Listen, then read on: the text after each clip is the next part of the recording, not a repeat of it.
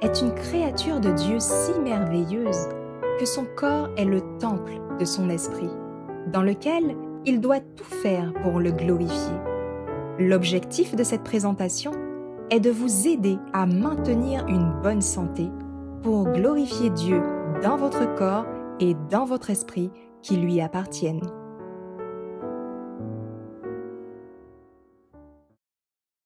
Alors, bon sabbat à tous, à toutes. Bienvenue pour ceux qui nous rejoignent. Je vous invite à vous incliner avec moi pour la prière.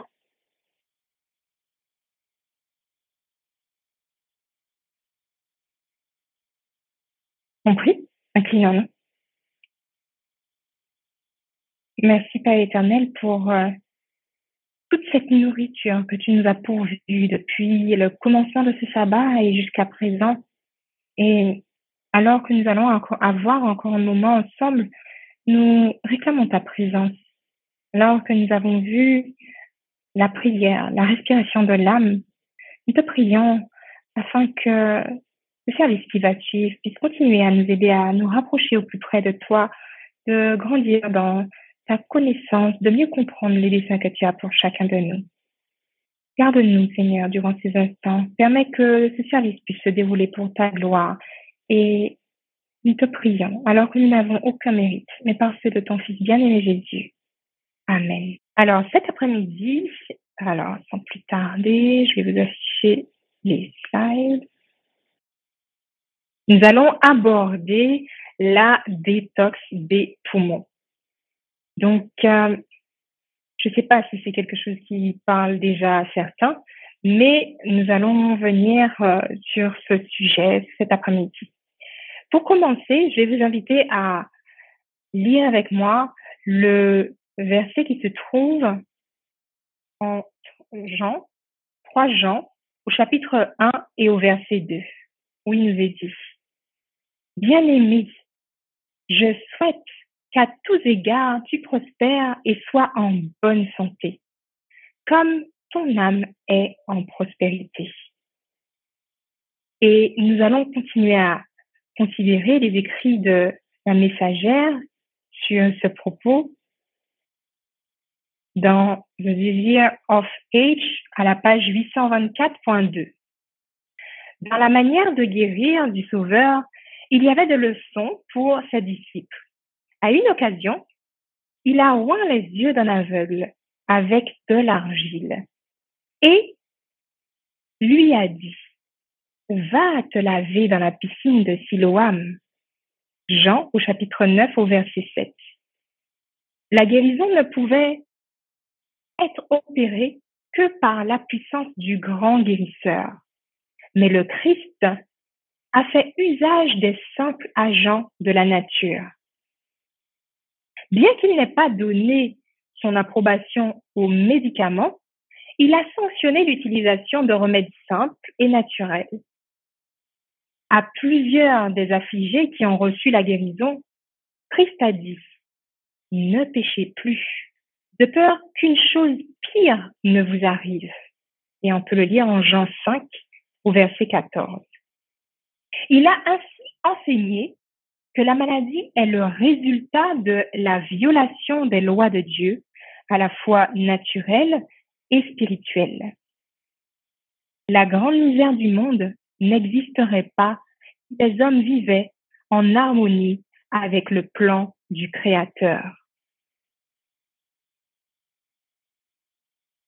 Poursuivons, Christ avait été le guide et l'enseignant de l'ancien Israël.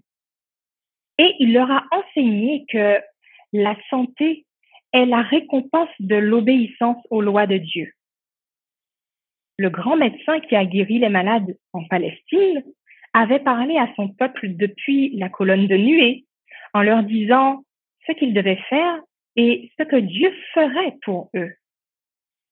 Si tu veux écouter avec diligence la voix du Seigneur ton Dieu, a-t-il dit, et si tu fais ce qui est juste à ses yeux, et si tu prêtes l'oreille à ses commandements, et si tu observes tous ses statuts, je ne mettrai rien de ces maladies que j'ai infligées aux Égyptiens.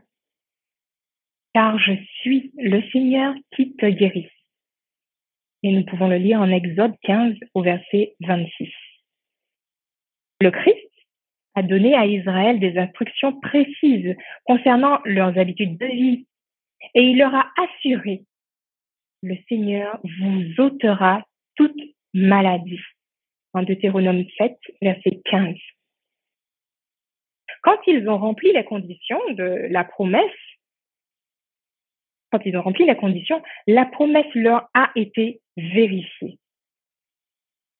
Et on peut le lire en Psaume 105 au verset 37. Il n'y avait pas une seule personne faible parmi les tribus. Ces leçons sont pour nous. Il y a des conditions à observer pour tous ceux qui veulent préserver la santé. Tous devraient savoir quelles sont ces conditions. Le Seigneur n'est pas satisfait de l'ignorance à l'égard de ses lois, qu'elles soient naturelles, qu'elles soient spirituelles. Nous devons être des ouvriers avec Dieu pour le rétablissement de la santé du corps et de l'âme. Et nous devons enseigner aux autres comment préserver et retrouver la santé.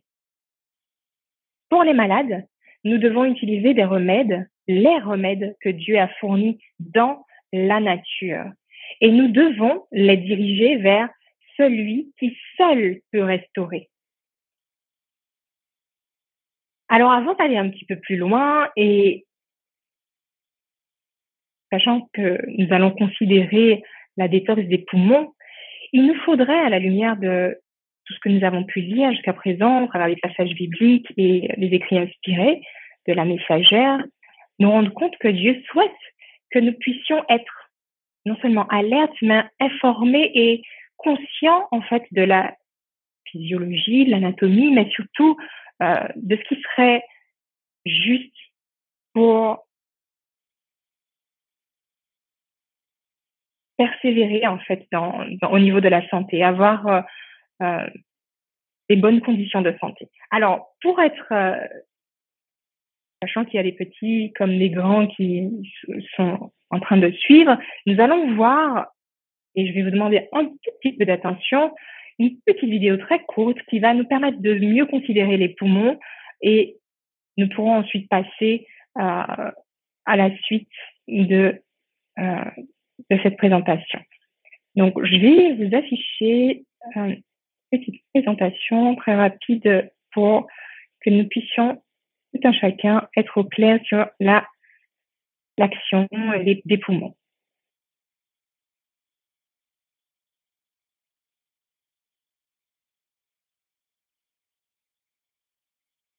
La fonction principale de l'appareil respiratoire est de fournir à l'organisme du dioxygène et de le débarrasser dans le même temps du dioxyde de carbone. Lorsqu'on inspire, l'air entre dans le nez, puis traverse les voies nasales, le pharynx et le larynx. Il descend dans la trachée, atteint les bronches, petites voies respiratoires qui se divisent en plus petites, les bronchioles. Aboutissant aux alvéoles, petits sacs fragiles en forme de grappe.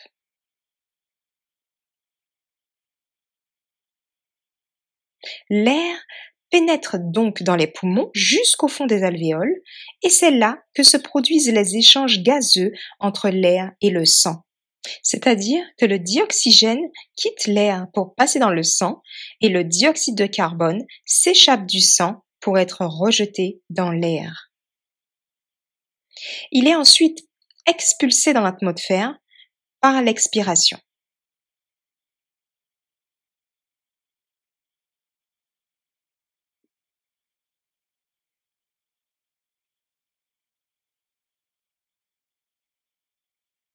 Les échanges se font au niveau des capillaires, vaisseaux sanguins très fins qui tapissent la paroi des alvéoles.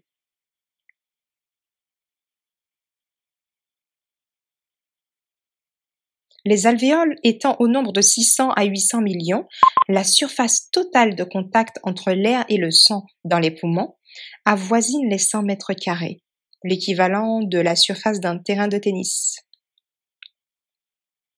La grande taille de cette surface d'échange alvéolaire, richement vascularisée, augmente la quantité de dioxygène entrant dans le sang. Le sang, qui était pauvre en dioxygène à l'entrée des alvéoles, en ressort enrichi. Il quitte les poumons par la veine pulmonaire pour aller irriguer les différents organes du corps.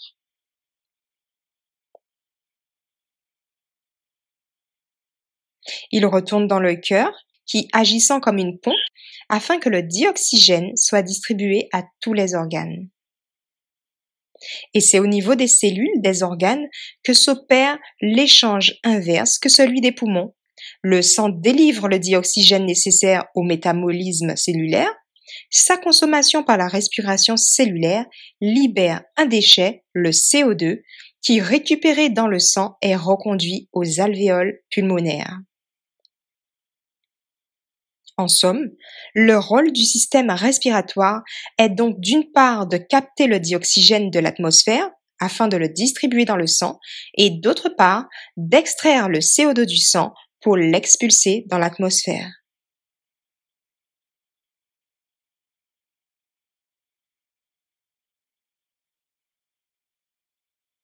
Je vais juste, voilà, essayer de souligner certains aspects. On pense souvent à manger. Je pense que, voilà, un petit peu chaque personne pense au moins une fois dans la journée, si c'est au minimum, à manger. On pense à manger, on pense donc à son estomac, etc. On pense à d'autres types d'organes. Je vais pas exprimer tout là maintenant, mais il y a énormément de parties de notre corps pour lesquelles nous avons une pensée ou que nous allons considérer dans la journée. Alors que les poumons, bizarrement, même si ça paraît évident, oui, c'est pour respirer. Eh bien, ce n'est pas que pour respirer. Comme tu l'as souligné, Daniela, les poumons font partie des émonctoires. Et peut-être que dans les semaines prochaines, nous aurons l'occasion, si Dieu le permet, d'aborder les autres points. Mais pour les plus jeunes, un émonctoire, pour que ça soit de la manière de la plus simple possible, vous avez en fait dans la cuisine ou je ne sais où, dans la maison, une poubelle. En fait, c'est un endroit où vous allez mettre des déchets, des choses que vous n'avez pas besoin, des choses qui, s'il reste là, ça va pourrir et du coup, c'est polluant. Donc, il y a un moyen, donc ça s'appelle des poubelles, qui permettent d'évacuer en fait tout ce qu'on n'a pas besoin et qu'on ne veut pas garder. Eh bien, il existe différents émonctoires et on va remplacer poubelle par émonctoire et grosso modo, ça va aider à mieux comprendre. C'est assez schématisé, mais c'est voilà. Et du coup, les poumons sont aussi, non seulement c'est un moyen de récupérer de l'oxygène pour toutes les cellules de notre corps, comme on a vu dans la petite vidéo avec le système de l'inspiration, l'expiration, du passage sanguin, mais c'est aussi un moyen d'éliminer les déchets. Donc, ça veut dire qu'il y a des déchets à l'intérieur de notre corps qui doivent être éliminés et par ce moyen-là, par, entre guillemets, cette poubelle, pour faire simple, on va avoir l'élimination des déchets. On t'a pas entendu. Alors, Shana a posé une question. Elle a posé la question à savoir si ce sont les poumons la poubelle ou bien, voilà, c'est ça la question. Voilà. Donc, j'ai donné une image, on va dire, ou une image, j'ai imagé pour que ça soit plus simple à comprendre. Alors, les poumons sont pas une poubelle, puisqu'on en a besoin. Les poumons sont là pour faire plusieurs activités, alors que les poubelles, en général, elles ne servent qu'à jeter des détritus. Les poumons, on a vu dans la petite vidéo qu'ils permettent d'assimiler des nutriments, de l'oxygène, du dioxygène, de le distribuer aux organes qui ont besoin pour avoir cette énergie nécessaire pour le fonctionnement de toutes les cellules.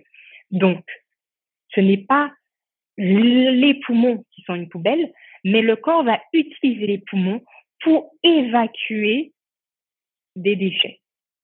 Est-ce que c'est plus clair? Donc, Maintenant qu'on a clarifié ce petit aspect qui n'est pas négligeable, savoir que les poumons permettent de respirer, la respiration, mais aussi c'est un émonctoire qui permet d'éliminer des déchets. Est-ce que vous savez combien de temps on peut rester sans respirer? Est-ce que vous avez une idée de combien de temps on peut rester sans respirer? Alors, n'hésitez pas à intervenir. Combien de temps peut-on rester sans respirer? Vas-y. On peut rester seulement quelques minutes sans respirer. Une seule? Et 1 minute, il y en a dit 1 minute, qui dit mieux?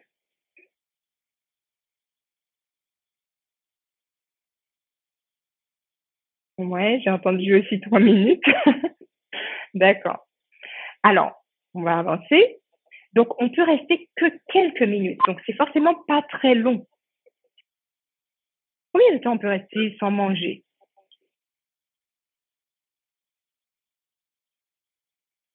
On peut rester plus de 40 jours, à vrai dire, comme Jésus. Alors, si on prend l'exemple biblique de Jésus, on va dire plusieurs jours. D'accord? Et combien de temps on peut rester sans boire? Je dirais pareil. Alors, ça va être moins que le nombre de jours de nourriture.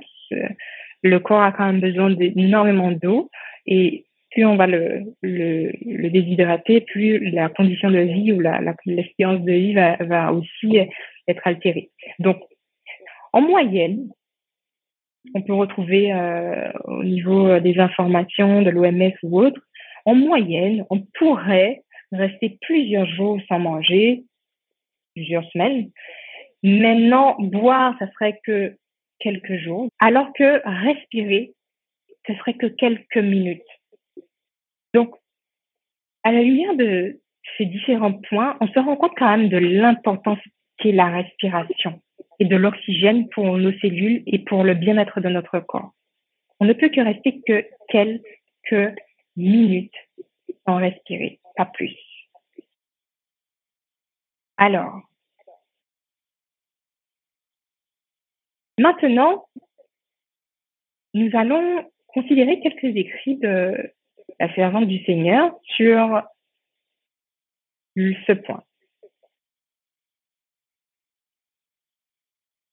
Alors, dans le ministère de la guérison, à la page 308, il nous est dit « L'environnement physique des villes est souvent un péril pour la santé. Le danger constant de la contamination, l'air pollué, l'eau impure, la nourriture médiocre, les logements trop étroits, sombres, malsains sont quelques-uns des inconvénients que l'on y rencontre. Il n'était pas dans le plan de Dieu que les hommes s'entassent dans les villes, dans la promiscuité des immeubles et des taudis. Dans Levez vos yeux en haut, à la page 166.2, pour la santé et la vitalité de l'âme, le divin médecin a prescrit la communion avec lui-même. Nous devons nous asseoir à ses pieds et apprendre de lui comment devenir doux et humble de cœur. La santé spirituelle dépend de la nourriture donnée à l'esprit et de l'air qu'il respire. La santé spirituelle dépend de la nourriture donnée à l'esprit et de l'air qu'il respire. Mais encore, dans The Ministry of Healing, à la page 272 à 274, les poumons rejettent constamment des impuretés et ils doivent être constamment alimentés en air frais. Un air impur ne permet pas l'apport nécessaire en oxygène et le sang passe au cerveau et à d'autres organes sans être vitalisé. D'où la nécessité d'une bonne ventilation. Vivre dans des pièces proches et mal ventilées, où l'air est mort et vicié, affaiblit l'ensemble du système. Il devient particulièrement sensible à l'influence du froid et une légère exposition induit une maladie. C'est le confinement étroit à l'intérieur qui rend beaucoup de femmes pâles et faibles. Elles respirent le même air encore et encore jusqu'à ce qu'il soit chargé de matières toxiques rejetées par les poumons et les pores, et que les impuretés soient ainsi renvoyées au sang.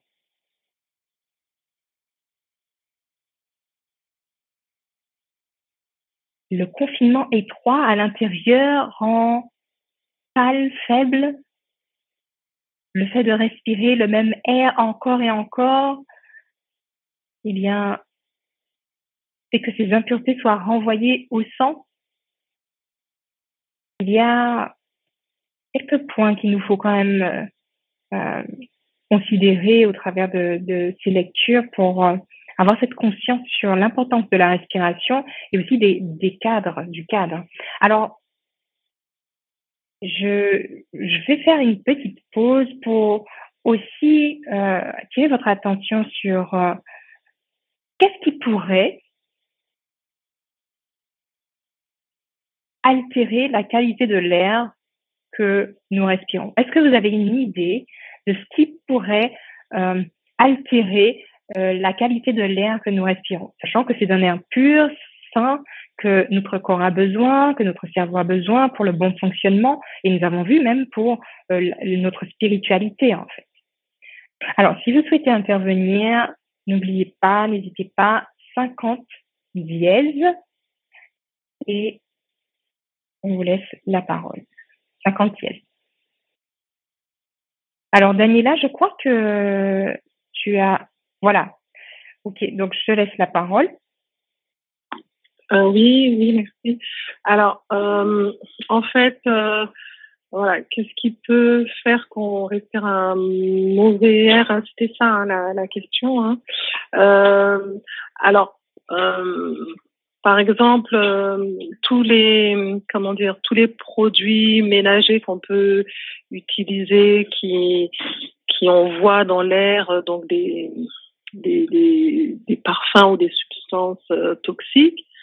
Parfois, j'ai envie de dire aussi peut-être quand nous cuisinons, si ce n'est pas bien aéré, toutes les peut-être les peintures, enfin tous les matériaux qui font une maison, un appartement, qui rentrent dans leur construction, les poussières également.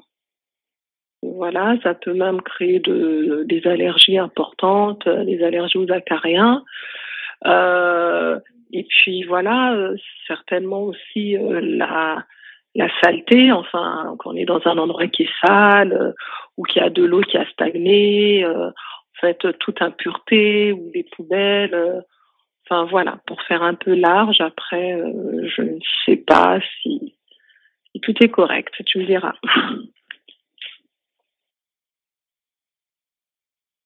Merci Daniela pour ton intervention. Alors effectivement, il existe plusieurs types de polluants, si on peut appeler ça ainsi. Il y a les polluants extérieurs, mais qui seraient de l'ordre du chimique. Et bon, on va pas tous les citer, c'est pas vraiment ce qui est très important. Mais comme tu l'as exprimé, il y a aussi des polluants naturels, qui sont pas de l'ordre du chimique qui sera à l'extérieur, mais il y a les polluants chimiques extérieurs, dont l'ozone. Souvent, on parle de l'ozone. On parle aussi des oxydes d'azote, du monoxyde de carbone, l'ammoniac, par exemple. En fait, tout type de polluants chimiques extérieurs. Mais il y a aussi des polluants extérieurs, mais qui sont complètement naturels. Par exemple, quand il y a des feux dans une forêt, ou quand il y a des éruptions de volcaniques, ou voilà, de ce type de choses. Et également des polluants d'intérieur, et des polluants d'intérieur du type comme tu l'as exprimé, ça peut être des matériaux, en fait, des matériaux pour la construction de la maison, des peintures, des produits aussi domestiques, comme tu l'as souligné aussi, des produits de traitement pour le nettoyage du sol, etc. Mais il y a aussi même les animaux et il y a aussi des polluants du type la poussière, de l'amiante aussi, qui peut être aussi de l'intérieur.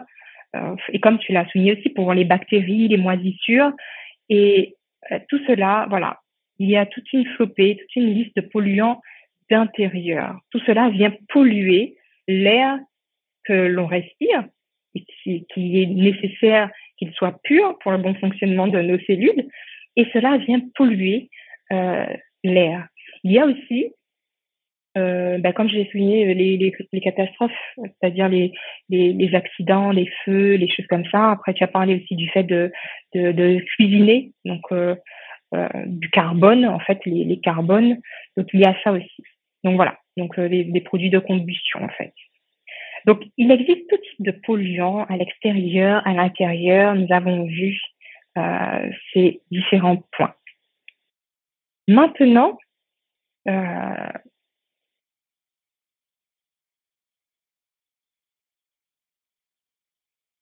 messagère du Seigneur nous dit dans Testimonies for the Church, volume 1, à la page 702, que l'influence de l'air pur et frais est de faire circuler le sang de manière saine dans le système. Il rafraîchit le corps. Il tend à le rendre fort et sain, tout en exerçant une influence décisive sur l'esprit. Donc, l'air pur et frais va exercer une influence décisive sur l'esprit, lui conférant un certain calme, une certaine sérénité.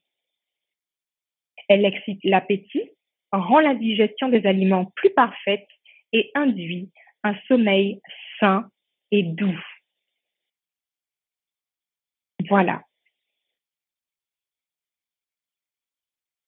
Alors que nous avons vu maintenant les différents aspects qui peuvent contrecarrer, on va dire, la pureté de l'air que nous respirons, alors que nous voyons l'importance qu'il soit frais, pur et son action dans notre organisme à la lumière des écrits inspirés. Nous allons voir quelques conseils détox pour purifier, on va dire, ou détoxifier les poumons qui se verraient donc encrassés ou intoxiqués par tous ces polluants, que ce soit extérieur, intérieur, etc. Voilà. Donc, le premier conseil serait d'avoir une activité physique. Le fait de pratiquer du sport. Le fait de pratiquer du sport, c'est un moyen de faire travailler les poumons. Et c'est valable pour les poumons comme c'est valable pour tous les autres organes. Quand nous faisons travailler un organe, ça le permet de se développer, en fait. Donc, voilà. Et il suffit de voir à l'inverse comment il s'atrophie quand on a un membre qui n'est pas du tout utilisé. Et bien, c'est le même concept, exactement le même pour l'activité physique. Le sport, c'est un moyen de décrasser les poumons. Et on peut avoir différents types de sports à pratiquer qui peuvent permettre de décrasser les poumons. Essentiellement, ce seront tous les sports cardio. Donc, le vélo, la natation, la course à pied, ce sont les meilleurs exemples. Il est préférable, surtout, si on veut vraiment être dans du décrassage, de faire une activité courte mais intense. Et de cette manière, vous allez forcer les poumons à travailler pour envoyer l'oxygène nécessaire à l'organisme. Et c'est cette mise en route, en fait, qui va permettre aux poumons de se régénérer. Donc, il n'est pas nécessaire de le faire tous les jours quotidiennement. Ça peut être 2 séances, minimum 30 minutes, plusieurs fois dans la semaine. Voilà. Donc, 30 minutes de sport intense. Que nous dit la messagère du Seigneur à ce propos? On peut le lire en Conseil à l'Église à la page 177.3. L'exercice physique stimule et régularise la circulation du sang, tandis que l'inaction ralentit et entrave les échanges qui doivent s'y produire et qui sont nécessaires à la vie et à la santé. La peau devient paresseuse, les impuretés ne sont pas éliminées aussi complètement que lorsque la circulation est activée par un exercice vigoureux, l'épiderme maintenu sain et les poumons remplis d'air. Donc, l'exercice physique, numéro 1 pour détoxifier les poumons. Maintenant, il ne faut pas oublier tout ce qu'on a vu précédemment concernant les polluants. Ils sont un peu partout, puisqu'on le voit à l'extérieur, à l'intérieur de la maison, etc. Donc, par rapport à ces différents points, il nous faut considérer également la ventilation du lieu surtout d'habitation. Pour pouvoir, que l'air vicié, qui contient de nombreux polluants tels qu'on a vu le monoxyde de carbone, l'ozone, le dioxyde de soufre, etc., puisse éliminer et que l'air pur puisse pénétrer et prendre place à la place de toutes ces particules. Il y a effectivement ces polluants qui sont liés aussi à l'activité humaine à la maison. Et tu as pu le souligner, Daniela, concernant le fait de cuisiner, etc. Il y a aussi le fait de sécher des vêtements dans une pièce. Et comme tu l'as dit, voilà, la préparation aussi des repas. Alors qu'il y a tous ces polluants, l'air pur, qui ne vient que de l'extérieur, doit être introduit pour faire évacuer cet air vicié. Donc, sachant qu'il ne vient que de l'extérieur, il nous faut donc aérer au minimum 10 minutes par jour, mais ça c'est le strict minimum, et quelle que soit la saison. Donc, pas que en été, au printemps et même en hiver. Le fait de pouvoir renouveler l'air, ça renouvelle aussi l'air que l'on va respirer au quotidien. Donc, la ventilation est très, très important. Donc, il faut aérer la maison et idéalement, cela nous rappelle aussi les conseils de la messagère du Seigneur concernant le fait de vivre dans les campagnes plutôt que dans les villes où l'air sera beaucoup plus pur que dans les zones urbaines. Donc, aérer la maison, vivre dans les lieux moins toxiques, moins pollués, très important pour détoxifier les poumons.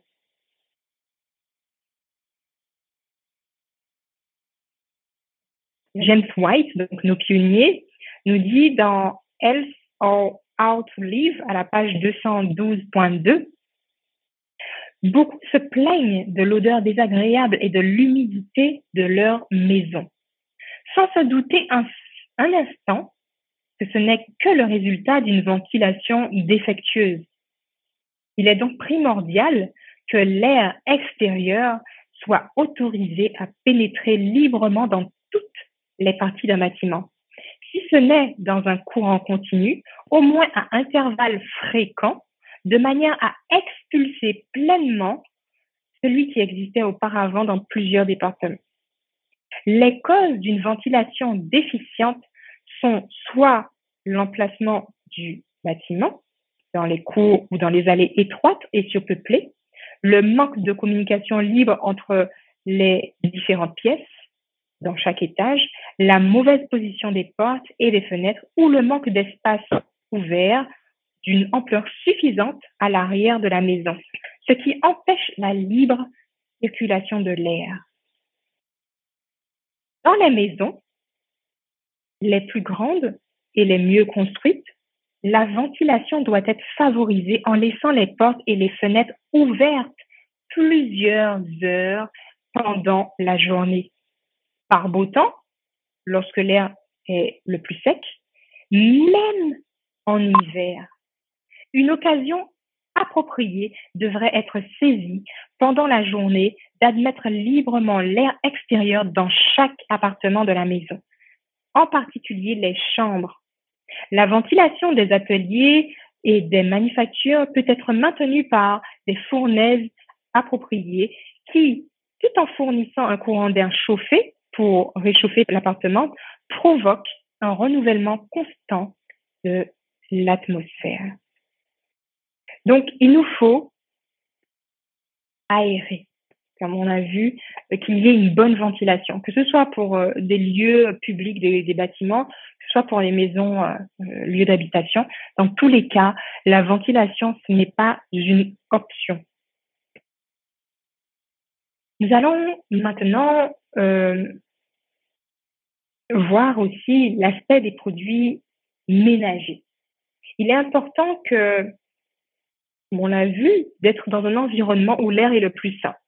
Idéalement, vivre plutôt dans les campagnes, mais même si on ne vit pas au milieu des montagnes, il y a des bons réflexes à avoir pour éviter aux poumons, à nos poumons, de devoir subir l'air ambiant. Il faut s'assurer de rester dans des endroits qui sont bien ventilés. Ce conseil est primordial, notamment si on travaille en plus dans des produits chimiques constamment, comme des détergents, pour ceux qui font le ménage ou autre, ou de la peinture, qui font des travaux au niveau de la peinture ou des produits chimiques industriels. Si jamais c'est le cas, il faut faire son maximum pour aérer le plus que possible. Et l'idéal, c'est même lorsqu'il y a ce type d'ouvrage à effectuer, de porter une protection. Même quand on est dans le cas de nos activités domestiques, il faut aussi faire attention. Lorsqu'on coupe par exemple du bois ou qu'on découpe un type de matériau, on fait quelques ouvrages avec des outils. Cela va générer tout un tas de particules et de poussières qui viennent en fait polluer aussi nos poumons, notre corps. Donc il faut faire très attention à tous ces petits détails qui sont d'une importance aussi. Il en est de même lorsque c'est pour le ménage, pour ceux qui utilisent de l'eau de javel. L'eau de javel dégage des vapeurs qui sont très toxiques pour les poumons. Donc, il faut faire très attention. Et lorsqu'il y a un chauffage au bois, il y a une cheminée ou un poêle, il faut penser aussi à ventiler régulièrement parce que la combustion, en fait, du bois va dégager aussi de la fumée. Alors, pas forcément que pour les foyers ouverts, mais c'est un élément qui est aussi toxique pour les poumons et les bronches. C'est une question. Alors, il y a une question.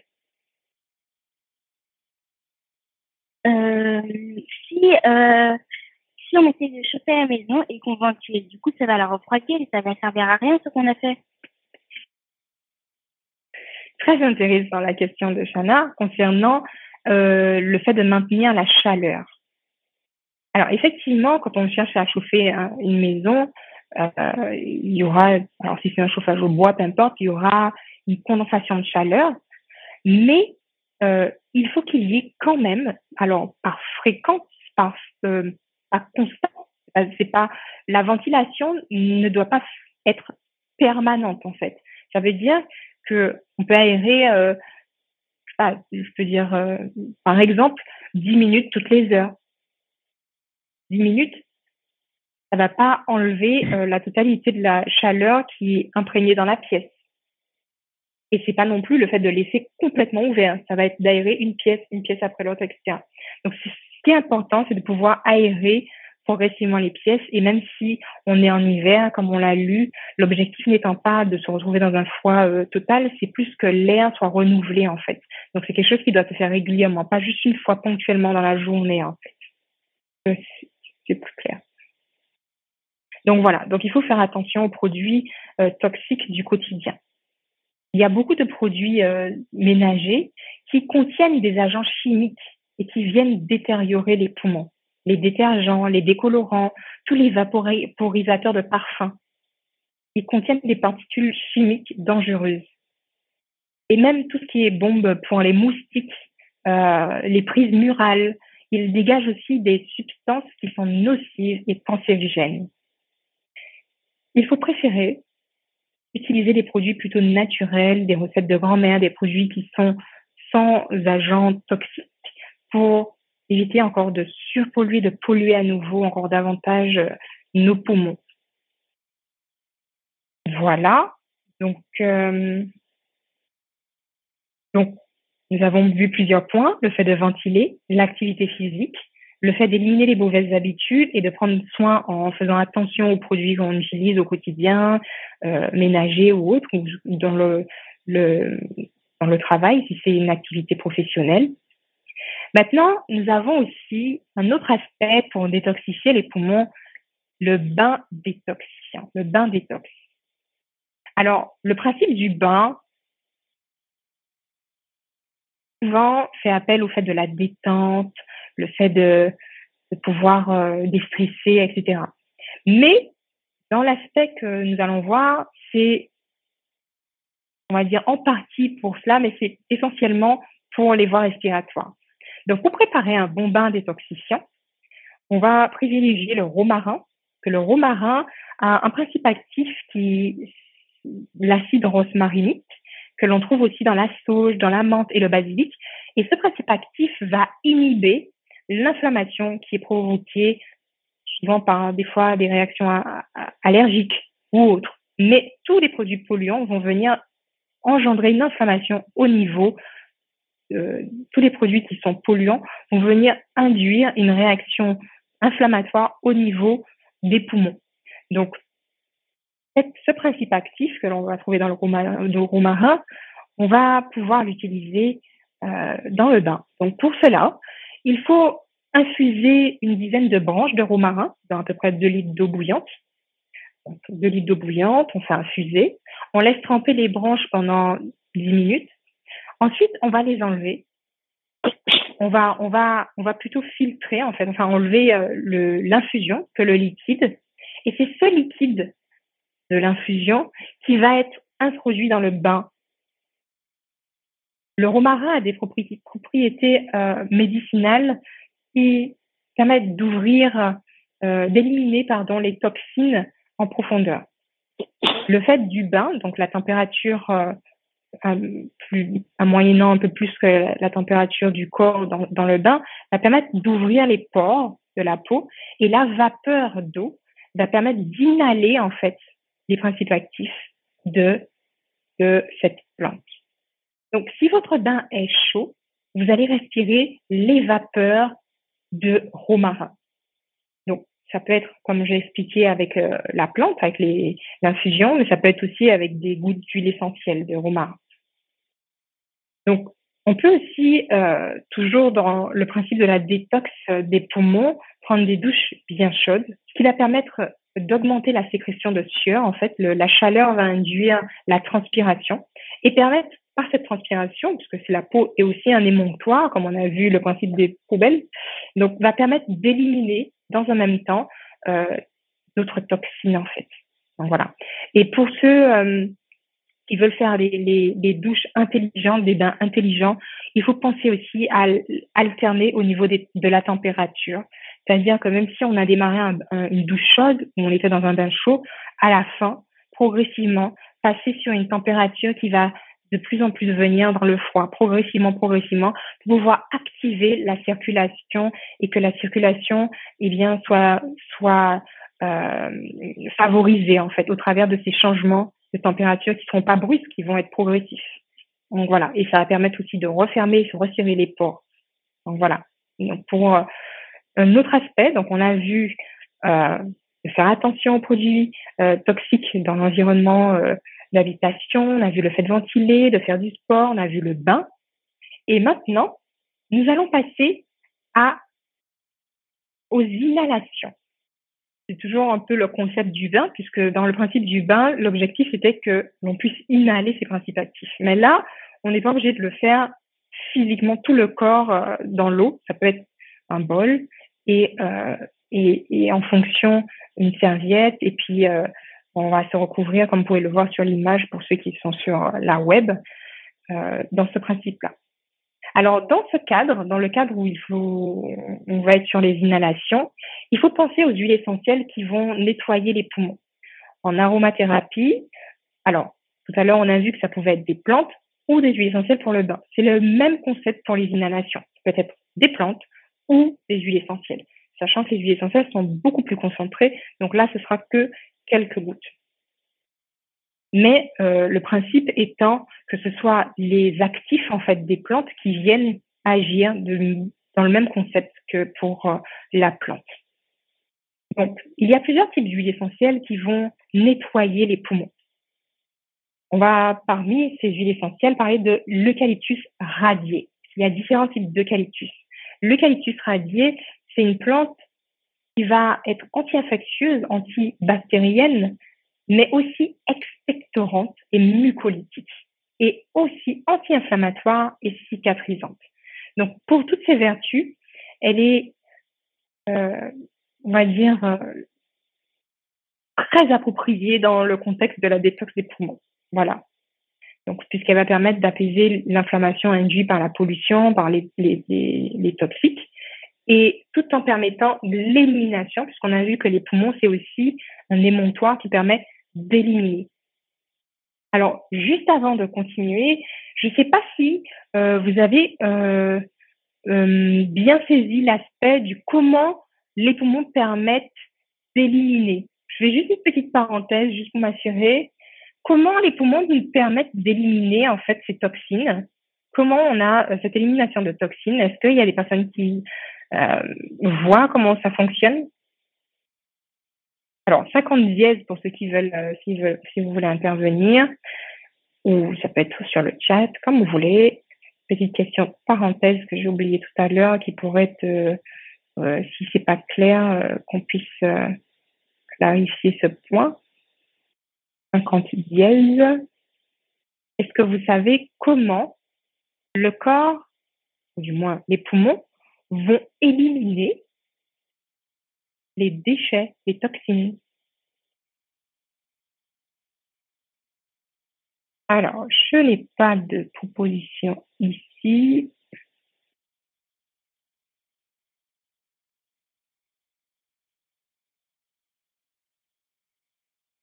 Non, il n'y a pas de proposition. Pardon? Alors, la sueur, c'est pas les poumons. Mais effectivement, la sueur, c'est aussi un moyen que le corps utilise pour éliminer les toxines. Alors, Daniela souhaite intervenir. Alors, il me semble que dans la petite vidéo qu'on a vue tout à l'heure, c'était par les alvéoles pulmonaires, en fait, qui font tout un circuit, on en a partout dans tout notre corps, et qui récupèrent le dioxyde de carbone et ramènent vers les poumons, et ensuite, ça ressort par le nez. Et il me semble que c'est également par les alvéoles que l'oxygène est distribué à tout notre corps. Mais bon, là, la question était comment on se débarrasse des déchets, en fait. Alors, je ne sais pas si c'est bien ça. Hein.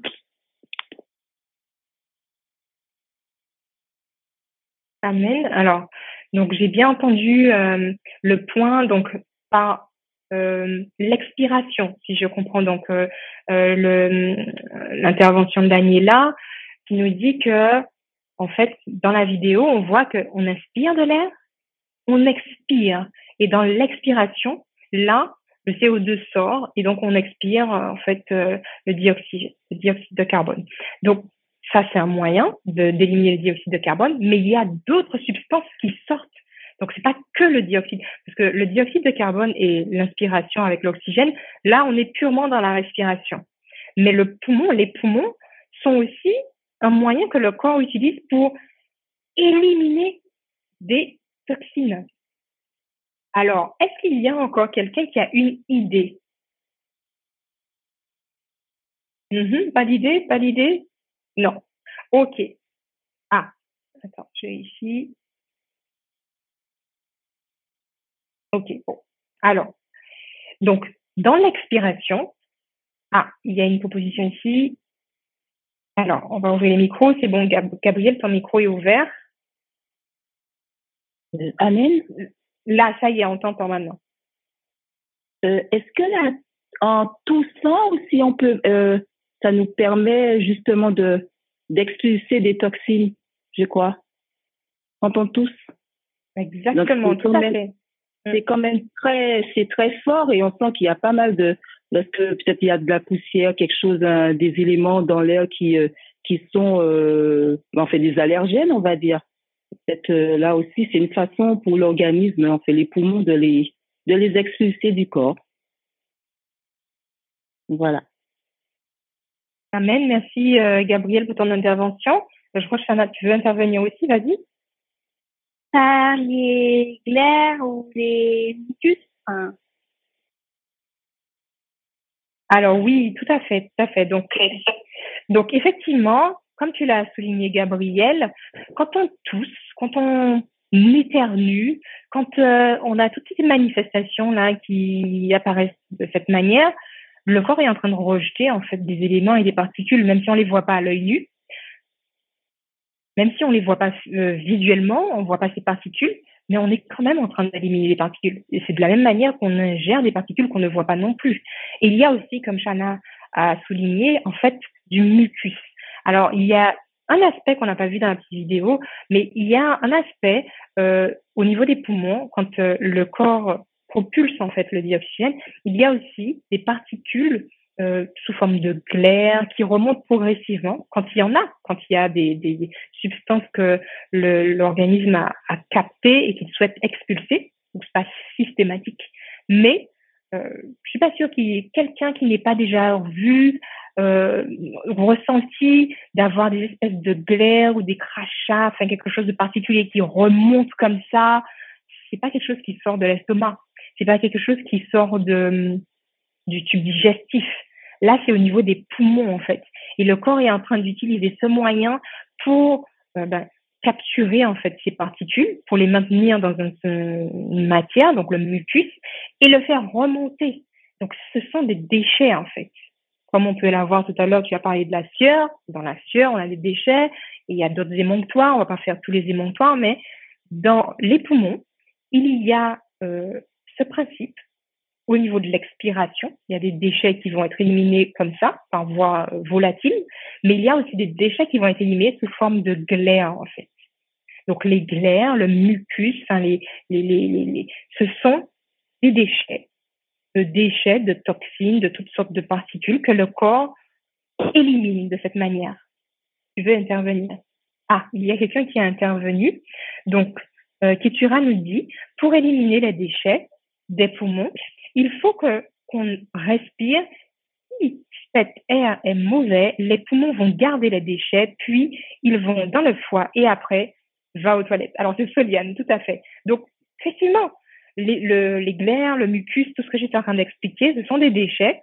Et effectivement, si on les ravale, en fait, on est en train de faire le travail inverse, comme on avait lu aussi avec un de nos pionniers qui nous parlait de l'air quand il est vicié, quand on n'aère pas, on ventile pas, et que finalement on réinhale en fait des particules qui sont toxiques, nocives, et finalement qui vont à nouveau aller dans le sang et qui vont venir encore davantage encrasser le sang.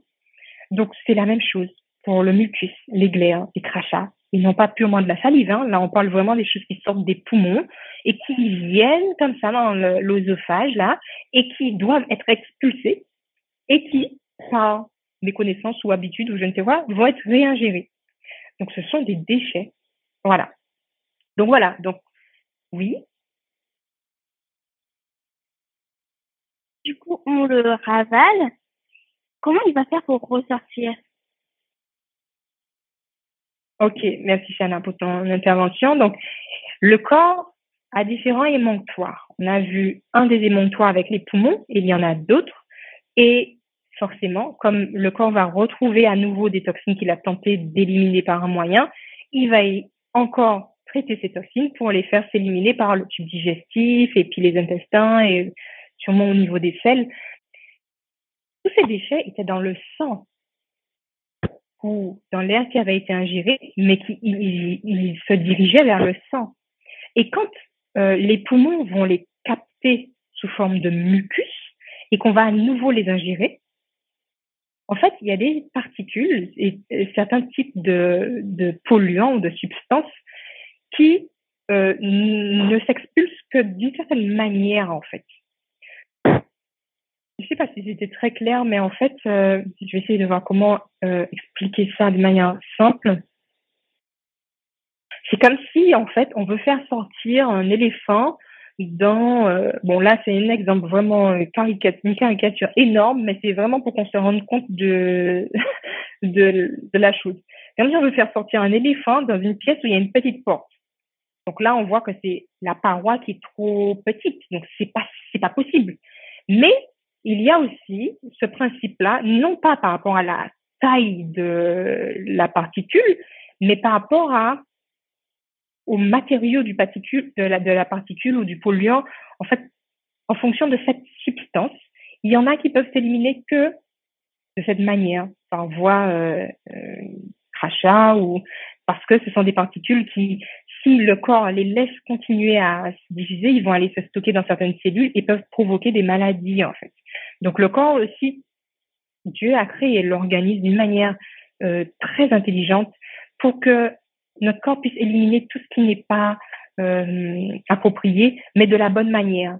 C'est pas tout qu'on va éliminer par la transpiration.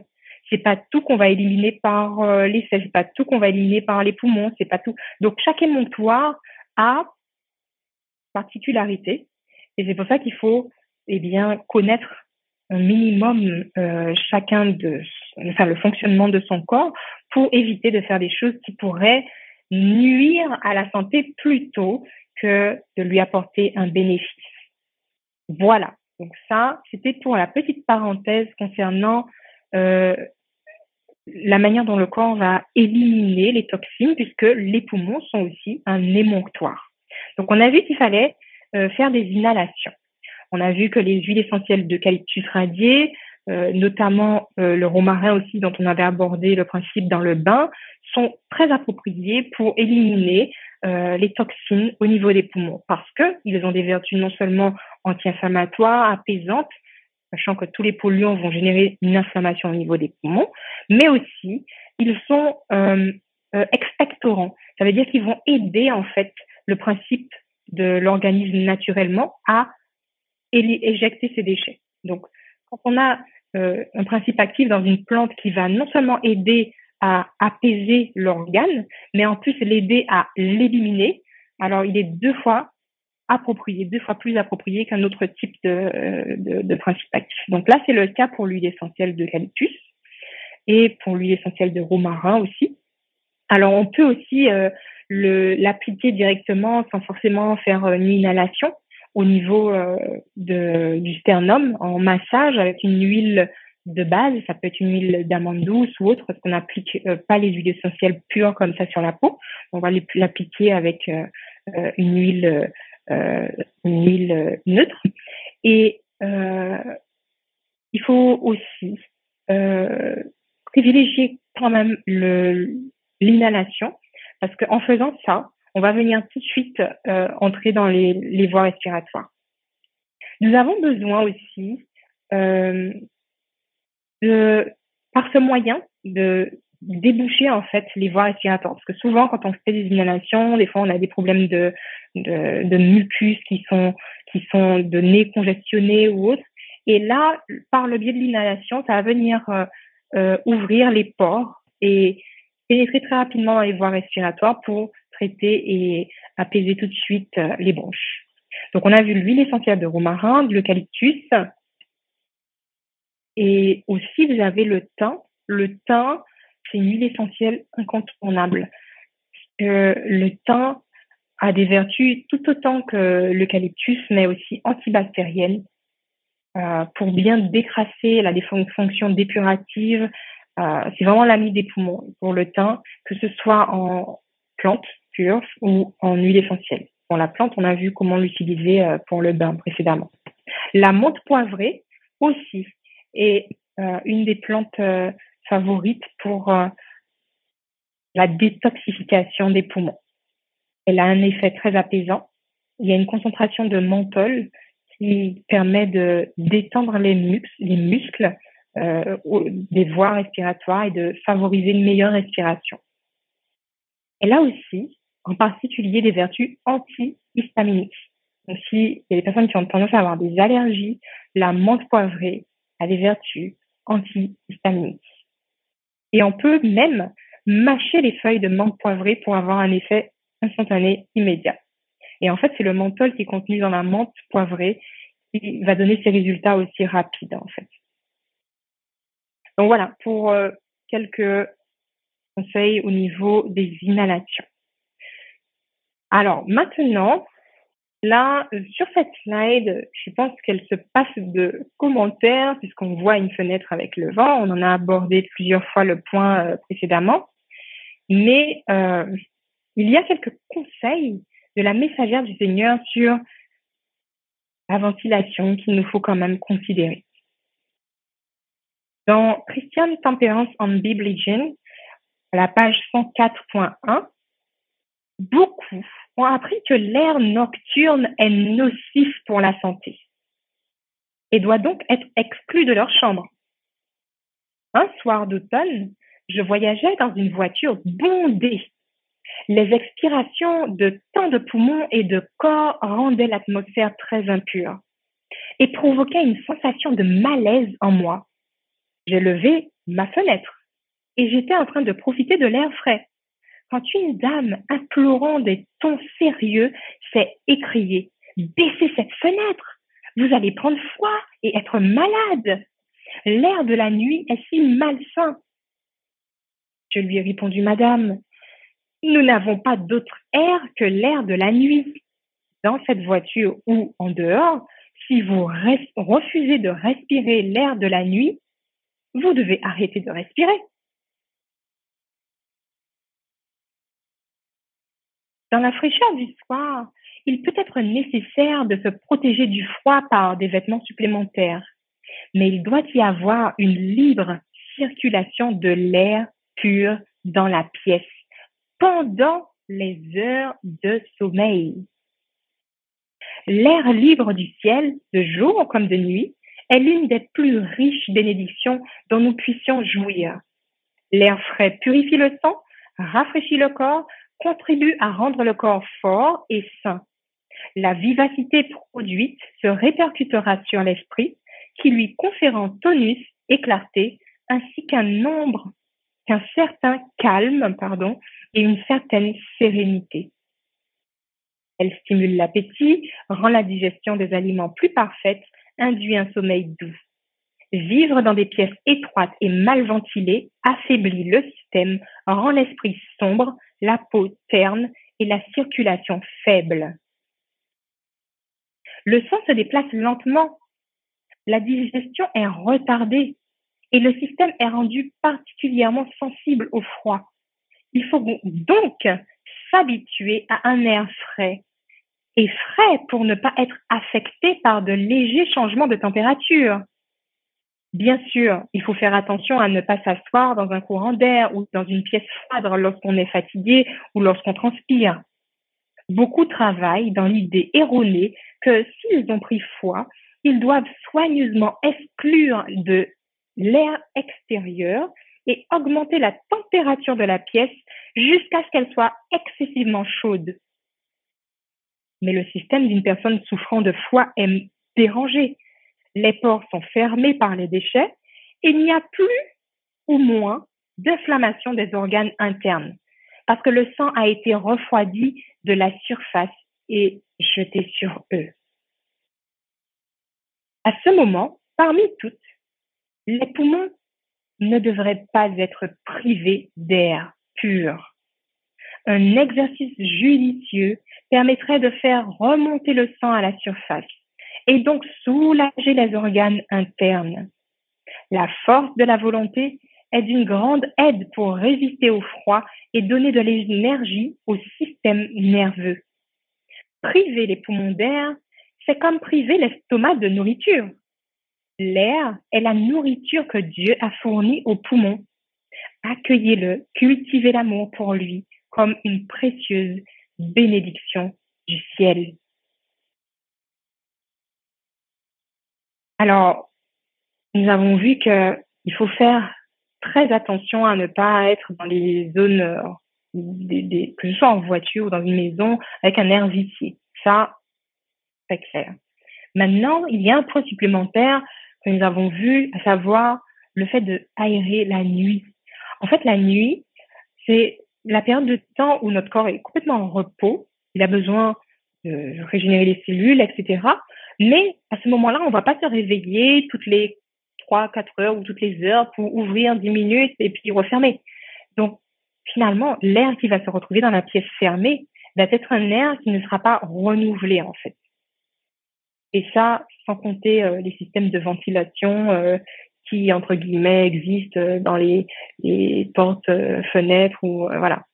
Donc, il nous faut laisser, d'où cette petite image au début, les fenêtres, alors peut-être pas complètement ouvertes, mais entrouvertes la nuit pour avoir un air continuellement renouvelé et surtout au moment où les cellules et notre organisme est en train de régénérer les cellules. Ça, c'est un point fondamental. Et il y a un autre conseil, et notamment pour les personnes qui sont malades dans des lieux hospitaliers ou autres, ou les personnes qui sont invalides. Elle nous dit, la messagère du Seigneur, dans Christian Temperance and Religion, à la page 160, certains invalides refusent d'être convaincus de la grande importance d'avoir un apport constant d'air pur, de peur de prendre foi. Ils persistent volontairement à vivre d'année en année dans une atmosphère presque dépourvue de vitalité. Il est impossible pour ces personnes d'avoir une circulation saine. La peau est affaiblie et devient sensible à tout changement dans l'atmosphère. La première suggestion de froid fait ressortir des vêtements supplémentaires et la chaleur de la pièce augmente. Le lendemain, ils ont besoin d'un peu plus de chaleur et d'un peu plus de vêtements pour se sentir parfaitement au chaud. Et donc, ils humorisent chaque changement de sensation jusqu'à ce qu'il n'ait plus que peu de vitalité.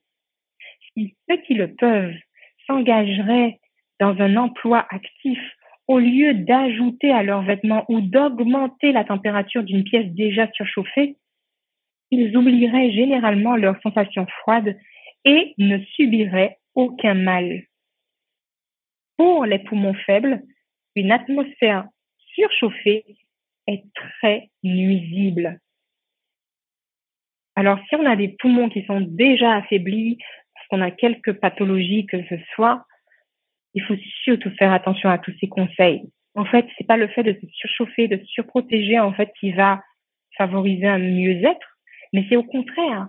Le fait de faire, on a vu au début, pour le premier conseil, c'est l'exercice. Alors, si on n'est pas en bonne santé, on peut pas faire de l'exercice physique, il y a néanmoins des exercices de respiration. Et c'est ce que nous allons voir maintenant. La respiration ventrale. Pour soigner ses poumons, il est important de maîtriser sa respiration. Peu de personnes savent, mais il existe en réalité plusieurs types de respiration. Il y a deux principaux modes de respiration.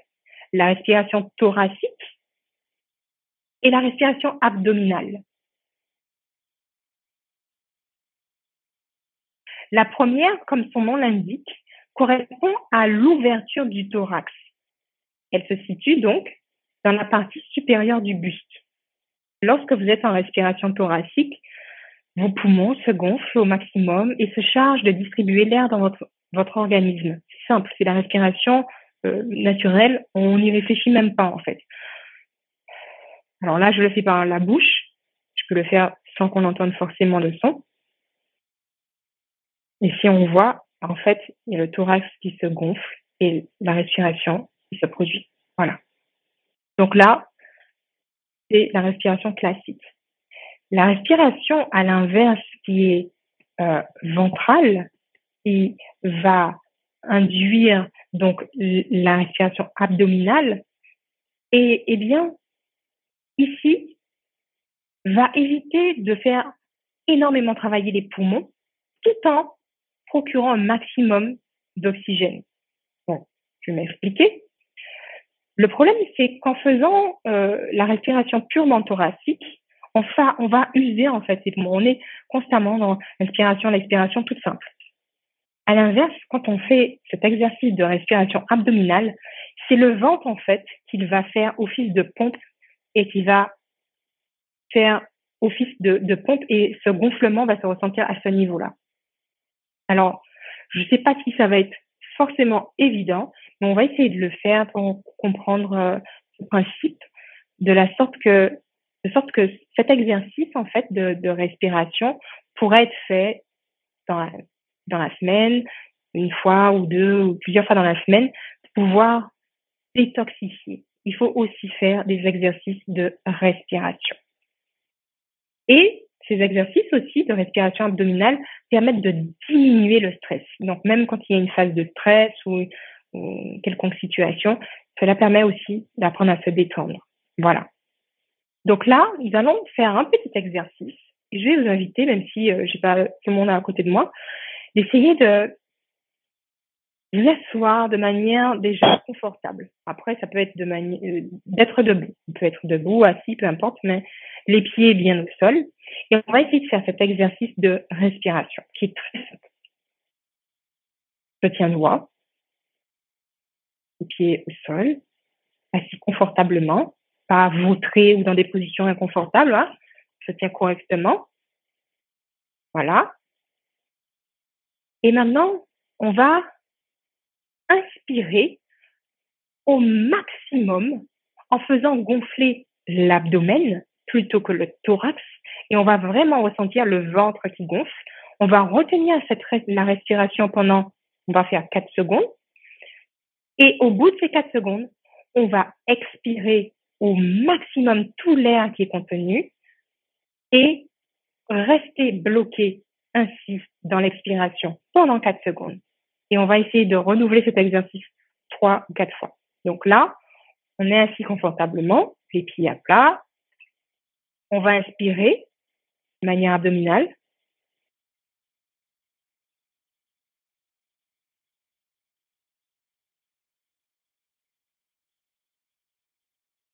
On compte 4 fois. Et là, on expire complètement. On reste ainsi 4 secondes.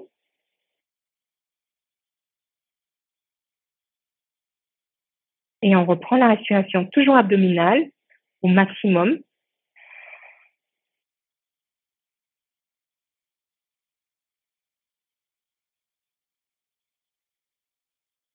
Quatre secondes. On expire au maximum.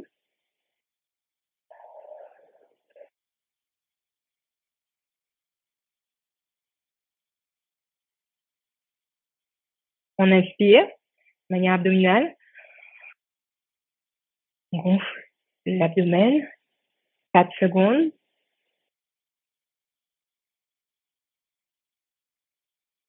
On expire au maximum.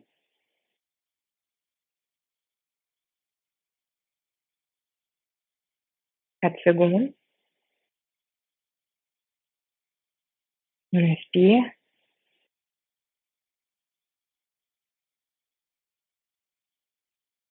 On expire. Voilà.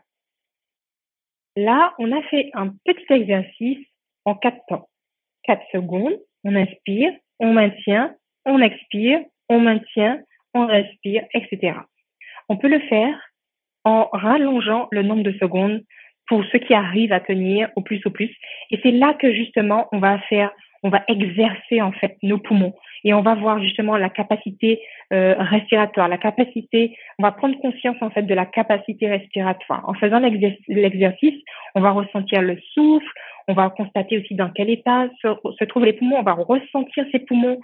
C'est un exercice qu'il faut faire plusieurs fois dans la semaine. Quand on a la possibilité d'avoir quelques minutes, 10 minutes tranquille, ça peut être au lever, au coucher ou dans la journée, peu importe, où on sait qu'on va être dans une zone tranquille, sans être dérangé par des bruits ou autres.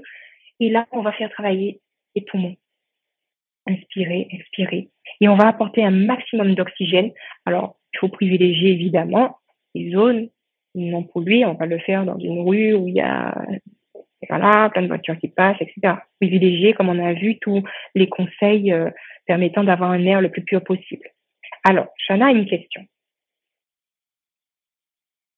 Oui. Alors, tu as une question d'abord?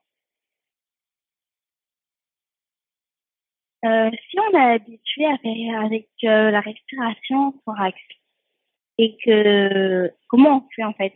On peut le faire avec que le thorax ou que le ventre? Alors, comme j'expliquais tout à l'heure, la respiration thoracique est naturelle. On n'y réfléchit pas, en fait. Même quand on dort, on respire, on se dit pas, tiens, il faut que je fasse comme ci, il faut que je fasse comme ça. C'est complètement naturel. On respire, on inspire, on n'y pense pas. Maintenant, quand on veut faire de la respiration euh, abdominale et ventrale, là, on pousse l'air jusqu'en bas. Donc, on le sent, en fait. En fait, on, c'est quelque chose qui n'est pas naturel, on va dire, qui est pas, enfin, automatique plutôt, mais c'est naturel, c'est pas automatique. Mais le fait de faire cet exercice-là va permettre de propulser un maximum d'oxygène, puisque ça va être la puissance abdominale qui va pousser l'air, etc. Donc, comme tu disais, si on n'est pas habitué, il faut juste se poser de temps en temps pour essayer de faire l'exercice pour, voilà, y arriver en fait.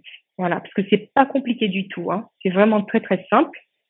Donc voilà. Donc là, nous avons vu les différents types de respiration, le conseil de l'exercice à faire aussi dans la semaine pour pouvoir détoxifier les poumons et puis aussi de les comment dire, de développer sa capacité respiratoire. Plus on va faire de l'exercice, plus on va augmenter sa capacité respiratoire, plus on va oxygéner ses organes et plus en fait nos cellules vont bénéficier d'une bonne santé en fait. L'oxygène est purement l'ingrédient principal dans notre organisme. Là, sans oxygène, on peut pas tenir quelques minutes. Donc, c'est très important d'apprendre à s'oxygéner. Et après, on a vu l'aspect de l'air pur, des polluants, etc. Sachant qu'il y a des aspects qu'on ne peut pas maîtriser dans la nature, les polluants extérieurs ou autres. Il y a des choses qu'on ne peut pas maîtriser. Donc, il nous faut aussi faire des exercices qui vont aider le corps à éliminer les toxines qui se seront accumulées au fur et à mesure de ces paramètres qu'on ne peut pas maîtriser. Il y a un autre point qui est non négligeable également, qui est la posture. Il nous faut faire très attention à la posture. Et même dans l'exercice de respiration, on a vu, si on a une mauvaise posture, on ne peut pas favoriser une bonne oxygénation. Donc, au travers de ce petit schéma, pour ceux qui sont sur la web, on voit le fait de se recroqueviller sur soi-même ou d'avoir des postures un peu recroquevillées comme ça. Eh bien, cela va venir compresser les poumons et empêcher une bonne absorption d'oxygène. On va minimiser la quantité d'air qui va entrer et sortir, comme ça en fait, de cette manière de se tenir.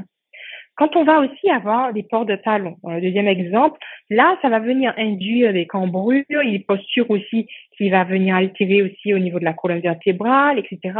Et là non plus, ça ne va pas aider en fait à favoriser la bonne oxygénation et la bonne posture pour emmagasiner un maximum d'oxygène. La meilleure posture, c'est celle qu'on voit à la fin, qui nous permet d'avoir le maximum d'oxygène ingurgité et expiré. La clé pour avoir naturellement une respiration abdominale, donc par rapport à ta question, c'est aussi la posture. Donc pour aider, il faut avoir une posture parfaite. Il ne faut pas être dans certaines positions, etc. Et pendant que je suis justement, comme tu dis que si on est habitué, il faut faire attention d'autant plus puisque c'est une mauvaise habitude. Et pour corriger une mauvaise habitude, il faut une bonne habitude qu'on va répéter jusqu'à faire complètement disparaître cette mauvaise habitude. Donc, il faut éviter de se recroqueviller sur soi-même. Il faut prendre l'habitude d'être droit, d'avoir la colonne vertébrale déployée, correctement placée. Essayons de ne pas nous affaler quand on est assis dans un canapé ou autre, s'habituer à avoir une bonne posture. Et de cette manière, on va ouvrir naturellement le buste et on va favoriser en fait l'oxygénation, la respiration abdominale. Il s'agit d'un effort minime, c'est des petites attentions au quotidien, mais qui sont importants pour soulager les poumons. Pendant que je suis sur la posture, j'ai pas mis de slide à ce propos, mais il faut faire aussi attention aux vêtements. Il y avait pas mal de citations dans les écrits des pionniers concernant les vêtements trop serrés. Alors j'ai pas cité, mais il faut faire attention aussi aux vêtements. lorsqu'on a des vêtements qui sont trop serrés, qui compriment en fait la cage thoracique, qui nous serrent, même si parce qu'ils nous vont bien ou je ne sais quoi, mais en fait ça aussi, ça va se ranger, cette mauvaise habitude de porter des vêtements trop serrés va se ranger dans la catégorie des postures et de ce qu'on porte, et ça va venir empêcher une bonne oxygénation, une bonne respiration, et encore moins la respiration abdominale. Donc voilà. Donc maintenant que nous avons vu tout ça, il y a un aspect qui n'est non négligeable, est celui de l'alimentation. On ne va pas rentrer dans des détails extrêmes, mais ce qu'il faut savoir, c'est que une alimentation riche en antioxydants aide et aiderait à protéger les poumons. Le nutriment idéal pour les poumons sont les antioxydants. Donc, il faut penser essentiellement aux fruits, aux légumes dans les menus, les fruits et les légumes. Après, il y a certaines catégories qu'on va voir qui sont utiles quand on veut détoxifier aussi, pour nettoyer naturellement pour nettoyer naturellement les poumons. Donc, il y a des nutriments du type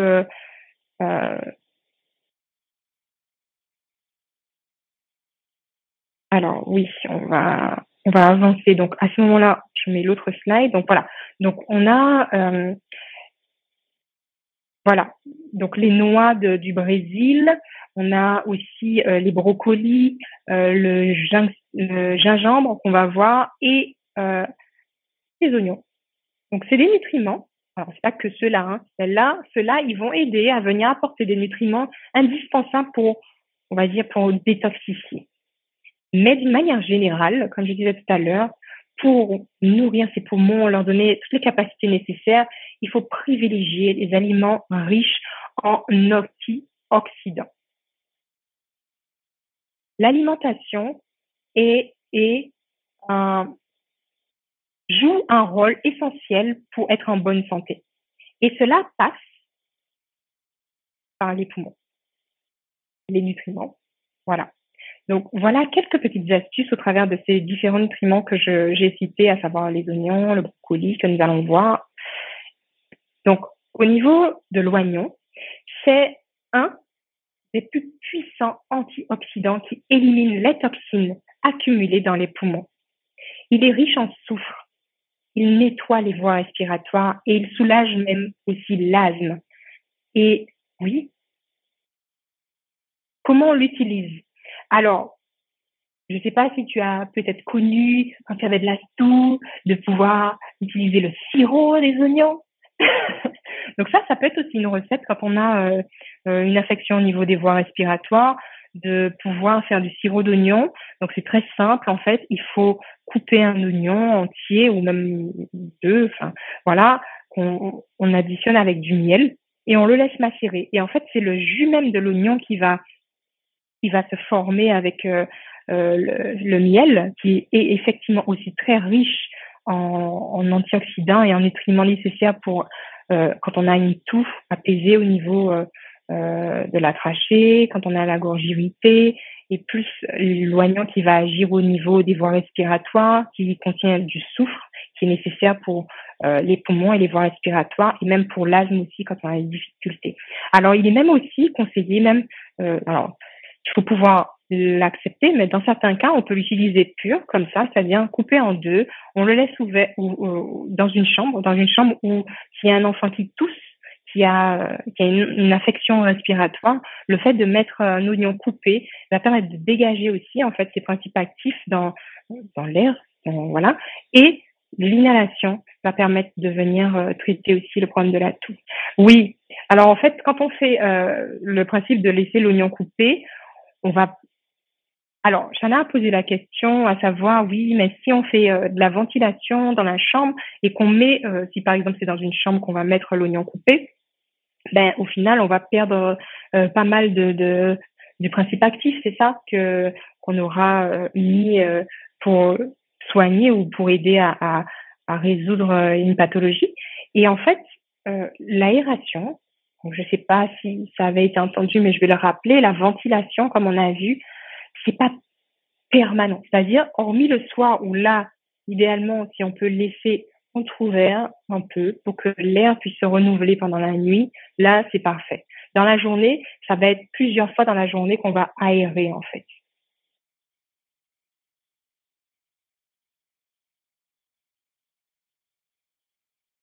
Et du coup, l'oignon, on doit le laisser dans la journée ou la nuit, du coup? Alors, ça dépend. On n'est pas obligé d'attendre le soir pour pouvoir faire une inhalation avec les vertus en fait de l'oignon. Donc, ça peut être dans la journée, ça peut être la nuit, ça peut être. Et en principe, souvent, quand c'est un oignon qui est coupé, qu'on laisse dans une pièce, c'est souvent pour les tout petits parce que justement, ils ne sont pas encore suffisamment grands pour ingérer certaines substances. Donc, du coup, ben, le fait de couper en morceaux et de le laisser dans la pièce permet qu'il y ait quand même ces vertus au niveau des poumons qui soient actifs. Mais c'est pas forcément obligatoire de le faire que le soir ou que dans la journée. En fait, on va adapter en fonction de la situation. Si on est dans une situation où on aère beaucoup et qu'on voit que ça sera difficile de laisser l'oignon de cette manière pour son action soit au plus efficace, on va plutôt privilégier un sirop. Donc, en fonction de la situation, on va adapter l'utilisation. Donc, voilà. Donc, l'oignon, on a vu, c'est un puissant antioxydant. Vous avez aussi le brocoli. Le brocoli, c'est un légume qui appartient à la famille des crucifères. Il protège les poumons du cancer. Il est riche en chlorophylle. La chlorophylle, dans sa composition, a la même formule presque identique à celle du sang. Et donc, très important aussi, tout type d'aliments riches en chlorophylle pour les poumons, il n'y a pas mieux. Donc, il y a dans les brocolis une molécule sulforaphane qui est capable de stimuler en fait des gènes contre le cancer. Donc, c'est vraiment un aliment qu'il faut privilégier en fait quand on a surtout tendance à avoir des infections poumons et surtout quand on veut détoxifier. Quant aux noix du Brésil, les noix du Brésil sont riches en sélénium et ils ont un pouvoir de désintoxiquer. Donc, c'est pour ça qu'on parle des noix du Brésil, c'est pas leur richesse alors, ils sont riches aussi en vitamine E, riches en antioxydants, mais riches en sélénium. Le sélénium très important aussi. Donc, une seule noix du Brésil permet d'avoir la dose de sélénium nécessaire pour une journée. C'est pour qu'on se rende compte de la teneur qui est très importante dont le corps il a besoin en fait par jour. Donc, en cure de détox, consommer des noix du Brésil, consommer du brocoli ou des oignons. Alors, il n'est pas forcément nécessaire de faire une recette pure, mais le fait de consommer ces aliments va aider à nettoyer, à purifier, à détoxifier en fait les poumons. Également le gingembre. Le gingembre est à la fois antibactérien, anti-inflammatoire, antiseptique. En fait, il a des vertus pour favoriser aussi l'expulsion des glaires, du mucus dont on parlait tout à l'heure. Et il a aussi ce pouvoir antioxydant, il permet de nettoyer les poumons et il élimine en fait les radicaux libres qui sont présents. Il y a une petite recette aussi que l'on peut faire, donc pour ceux qui sont friands de recettes, ça sera un bouillon de gingembre, d'oignon et d'ail. Alors en termes de goût, j'imagine que vous vous doutez, mais c'est une recette quand même qui est très efficace. Donc une boisson chaude augmente en fait la capacité des poumons à rejeter les particules. Et on a vu parce que souvent ces particules sont volatiles et il y en a quelques-uns qui sont accrochés à du mucus parce que pour certaines particules, c'est par ce moyen que le corps les excrète, les sécrète. Mais là, nous allons donc cette petite boisson, elle est privilégiée en boisson chaude, plutôt en boisson chaude. Donc l'ail, l'oignon, le gingembre, ces trois aliments, nutriments ensemble, eh bien, c'est fort en goût, mais ça peut pas plaire à tout le monde, mais c'est une efficacité, voilà, à couper le souffle, voilà.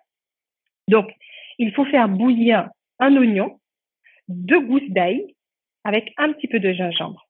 Et voilà, c'est tout. Tout simple. Très simple. Un oignon, 2 gousses d'ail et un peu de gingembre dans une boisson chaude. Et voilà. Il y a une autre recette qui peut être peut-être plus agréable, on va dire, ou plus... Voilà. Donc là, c'est l'infusion de gingembre. Donc toujours en phytothérapie. Donc, comme on a vu, le gingembre a ses vertus pour nettoyer, purifier et fortifier aussi les poumons. Il nous permet de débarrasser du mucus, des toxines et aussi des allergènes. Donc pour ceux qui font des allergies ou autres, mais il faut privilégier aussi le gingembre. Alors nous avons vu de petites recettes. Nous sommes bientôt au terme, nous avons bientôt fini. Donc nous avons vu 2 petites recettes. Il y a aussi notamment, donc on a vu les nutriments nécessaires pour détoxifier les poumons, ça va être les antioxydants, privilégier les fruits, les légumes et privilégier les fruits et certains nutriments, comme on a vu, certains aliments aussi, quand on veut vraiment nettoyer, détoxifier, notamment le brocoli, noix du Brésil, les oignons, etc. et les petites recettes qu'on a vues. Il y a aussi une autre possibilité, ce sont les infusions, les tisanes. Il y a une tisane notamment qui est assez très efficace pour soigner, pour purifier, détoxifier le système respiratoire. C'est l'amolène. Ou sinon, on l'appelle bouillon blanc. C'est une plante qui a des vertus pour accroître en fait la capacité respiratoire en régénérant les alvéoles pulmonaires.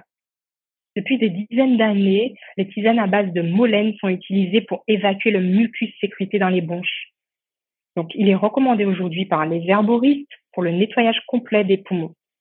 Et cette tisane permet à la fois de supprimer l'excès de mucus dans les poumons, de nettoyer aussi les bronches, mais aussi de réduire l'inflammation qui est présente dans les voies respiratoires.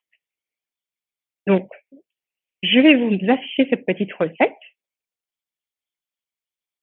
pour l'infusion. Alors, là, juste avant, je veux juste m'assurer que, voilà, c'est plus ou moins clair pour tout le monde. Et on a vu différents points pour aider à détoxifier les poumons. Maintenant, avant d'aller plus loin au niveau de l'infusion, est-ce que quelqu'un ou plusieurs, peu importe, comment on pourrait formuler une petite infusion de détox pour les poumons? Alors, de quelle aide les poumons ont besoin que l'on pourrait apporter justement dans le fait de faire une infusion, une tisane? Voilà. Qu'est-ce que les poumons, de quoi ils ont besoin? Voilà. Et on a plus ou moins bien compris tout ce qui est. Là, c'est très simple. Hein, c'est pas une question compliquée, franchement. Hein. C'est si on a compris le principe de la respiration, le principe de l'expiration, le principe de l'émonctoire, etc. De quoi l'organisme a besoin? Parce que là, on est simplement en train d'aider purement par les biais naturels des agents naturels, d'aider l'organisme à faire ce qu'il fait déjà en fait. Donc, en fait, on veut aider les poumons. Donc, il faut arriver à détecter ce dont a besoin le poumon pour pouvoir lui apporter l'aide adéquate. Alors, c'est peut-être un petit peu compliqué, je n'en disconviens pas. Donc, du coup, je vais ici, non, c'est pas une intervention. Donc, je vais vous aider. Donc, on a vu que l'émonctoire, les poumons sont un émonctoire qui élimine. Donc là, on parle pour la détox, c'est pour éliminer en fait les polluants, les déchets qui sont encrassés dans les poumons. Donc, il nous faut, pour aider les poumons à continuer leur travail d'élimination, de leur proposer un nutriment ou un ingrédient qui va favoriser l'expectoration des mucus.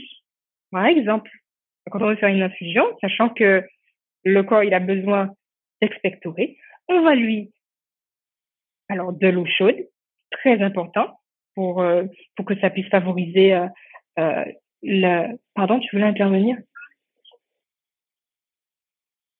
Exactement. Donc Lily, exactement. Donc tout à fait. Donc d'un expectorant pour pouvoir aider à éliminer les déchets.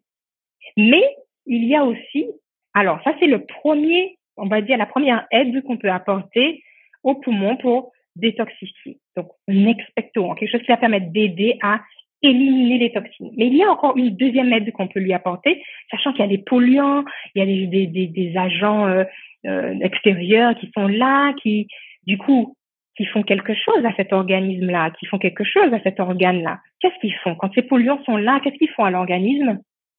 Alors, Shana souhaite savoir qu'est-ce qu'un expectorant. Alors oui, c'est pas toi, c'est quelqu'un. D'accord. Un expectorant, c'est un élément, alors qui peut être nutritif ou autre, qui va permettre de favoriser en fait l'élimination du mucus. On a vu que les poumons rejettent en fait les polluants par l'expiration. Donc ça va être des polluants volatiles, mais il y a aussi des crachats. Donc il y a des mucus, des glaires en fait, des choses qui sortent des poumons, qui remontent et on le ressent. Et pour aider les poumons à les éliminer, donc l'expectorant, c'est un élément qui va permettre de favoriser l'élimination de ce mucus, de ces substances toxiques nocives qui sont emmagasinées dans les poumons. Alors évidemment, Georges, il faut éviter les fumées de cigarettes et toutes ces choses-là, sachant qu'il y a aussi le tabagisme passif. Ça veut dire qu'on peut ne pas fumer, mais le fait d'aller dans des lieux où il y a des gens qui fument, eh bien, on va emmagasiner aussi, en fait, des toxiques. Donc même quelqu'un qui ne fume pas peut se retrouver à avoir de la nicotine, des toxiques dans ses poumons. Donc là, on a vu une proposition de Lily concernant l'expectorant qui va permettre d'éliminer en fait les sécrétions. Donc ça, c'est la première aide qu'on peut apporter aux poumons. Et la deuxième aide, comme j'étais en train de commencer à vous dire, sachant que les poumons sont constamment mis à rude épreuve à cause des polluants de l'air, des polluants extérieurs ou intérieurs de la maison, etc. Mais ça fait quoi? Ça va venir enflammer les poumons. Donc ils ont besoin d'être apaisés, adoucis. Donc ils ont besoin effectivement d'un adoucissant pulmonaire, d'un mucolytique et d'un adoucissant expectorant et aussi adoucissant. Donc, il nous faut des agents nutritifs, des nutriments ou des plantes qui vont avoir des vertus expectorantes et adoucissantes. Voilà, anti-inflammatoires, naturellement. Anti-inflammatoires naturellement. Donc, voilà. Donc, maintenant que nous avons vu ces deux aides que, au minimum, les poumons ont besoin pour pouvoir faire cette détoxification parfaite, nous allons maintenant afficher la petite recette. Donc, j'avais déjà proposé une recette avec l'ail, avec une autre recette. Là, c'est encore une autre. Il y avait aussi l'infusion avec le bouillon. Mais là, c'est encore une autre que je vais afficher. Donc, ici, on va faire c'est très simple, hein, donc comme c'est affiché, 1 litre d'infusion qu'on va pouvoir boire tout au long de la journée. Et dans ce litre de préparation, donc il y aura 10 grammes de feuilles de thym. Et donc le thym, c'est un pectoral. Il va permettre d'expectorer. Également l'hysope, qui a aussi des vertus purifiantes, que l'on peut même retrouver aussi dans la Bible. Il y a souvent, il est parlé de l'hysope, purifie-moi, comme l'hysope. Et également expectorante. Mais on a vu précédemment le bouillon blanc, qui est véritablement un adoucissant pulmonaire. Et donc ici, l'association de ces deux éléments, et ça peut être d'autres plantes aussi qui ont les mêmes vertus, qui peuvent être associées pour pouvoir faire une infusion qu'on va boire tout au long de la journée pour nettoyer, détoxifier les poumons. Donc voilà. Donc là, il suffit donc de 10 grammes de feuilles de thym, 10 grammes d'hysope, 10 grammes de fleurs de bouillon blanc, et on met ces plantes dans une théière assez grosse, un bocal d'1 litre, 1 litre et demi à peu près. Et ensuite, on verse l'eau bouillante par-dessus, on laisse infuser, on filtre, on retire ensuite les plantes. Et cette infusion, on va boire tout au long de la journée. Voilà, tout simple, très très simple. Mais en tout cas, pour que vous ayez en fait le principe de pourquoi telle et telle plante choisie, il faut sélectionner en fonction du besoin de l'organe en question. Là, l'organe, il a besoin d'éliminer le mucus pour détoxifier et d'être apaisé à cause de toutes ces toxines et de ces polluants qui agissent et inflamment les tissus. Donc voilà, nous arrivons presque au terme. Là, nous avons vu différents éléments. Maintenant, pour terminer, il y a aussi, alors indépendamment de notre physique, de notre corps, les plantes d'intérieur qui sont pas en nous, évidemment, c'est pas celles qu'on va ingérer. Donc là, les plantes d'intérieur. Parce que les plantes aussi ont des vertus et ont des capacités à purifier l'air, en fait. Et comme on a vu que l'air que nous respirons, même à l'intérieur de nos demeures, est chargé en polluants et qui peuvent causer des dégâts plus ou moins importants au niveau de la santé, eh bien, les produits de nettoyage, les matériaux, les cols, tout ce qu'on a vu précédemment, il y a des éléments qui sont cancérigènes, et même à petite dose. Et donc, il nous faut aussi, pour pouvoir purifier l'air, on a vu qu'il y a la ventilation, mais il y a aussi cet autre moyen avec les plantes. Et certaines plantes ont des capacités plus grandes que d'autres à dépolluer l'air. En fait, ces plantes vont aspirer par leurs feuilles les polluants qui sont dans l'air et elles vont les transformer en nutriments pour se nourrir elles. Et ensuite, elles vont rejeter de l'oxygène, ce dont exactement que nos poumons ont besoin. Et cet oxygène sera dépourvu de particules dommageables. Et même si toutes les plantes produisent de l'oxygène, certaines sont plus performantes pour dépolluer votre environnement. Donc, il y a pas mal de plantes et du coup, c'est aussi une liste non exhaustive, mais il y a le ficus qui est très efficace et je vais vous montrer un petit tableau dans lequel vous allez retrouver d'autres plantes, mais aussi également certains toxiques qu'on l'on retrouve et en fonction des pièces où on peut aussi mettre ces différentes plantes d'intérieur. Donc, il y a 3 plantes que je propose. Il y en existe d'autres. Il y a le ficus. Il y a des vertus vraiment détoxifiantes qu'on peut mettre à l'intérieur de la maison pour purifier l'air. Il y a le philodendron. Et beaucoup connaissent aussi la fougère. Donc, la fougère aussi, comme le ficus et comme le philodendron, a de très fortes vertus pour purifier l'air ambiant. Voilà, et dépolluer. Donc voilà. Donc vous voyez, l'anthurium, il a des vertus très très très importantes pour pouvoir dépolluer, surtout au niveau de l'ammoniac, du xylène et du formaldéhyde. Et tous ces actifs, vous pouvez souvent les retrouver derrière des produits ménagers. L'aréca, c'est une autre petite plante qui va être très très efficace sur le toluène, contrairement à l'anthurium et le xylène. Donc, en fonction des plantes, on va avoir des vertus différentes. On a aussi le cactus, qui est une plante de race. Et cette plante, elle va agir tout particulièrement sur les ondes magnétiques. Et elle aussi, on peut la mettre un petit peu partout dans la maison. Vous avez aussi le chlorophytum, qui a des vertus surtout très, très dépolluantes concernant le monoxyde de carbone. La diphenbatia, qui est intéressante sur le formaldéhyde et le benzène. Dracaena, très dépolluante sur le xylène également. Voilà. Donc, il y a une liste non exhaustive de plantes qui détoxifient. Et comme je disais tout à l'heure, donc le ficus, sa particularité, c'est qu'il va couvrir un plus large spectre de polluants.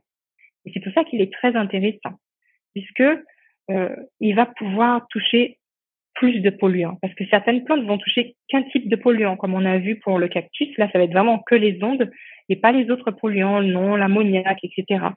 Donc, d'où le choix de la proposition du ficus dans les plantes d'intérieur qui sont très intéressantes. Donc voilà, et donc vous avez aussi le pathos, qui est aussi une plante intéressante. Après, il y a des plantes en fonction des conditions atmosphériques qu'on ne peut pas avoir dans certains pays, qu'on peut avoir dans d'autres. Donc, la fougère, qui passe très très bien partout, là aussi, elle a des vertus mais très importantes sur le formaldéhyde et également sur le xylène.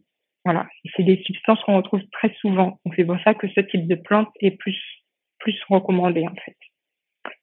Voilà, donc pour les plantes d'intérieur, je vais m'arrêter ici. Nous allons voir quelques conseils de la messagère du Seigneur sur l'art de guérir.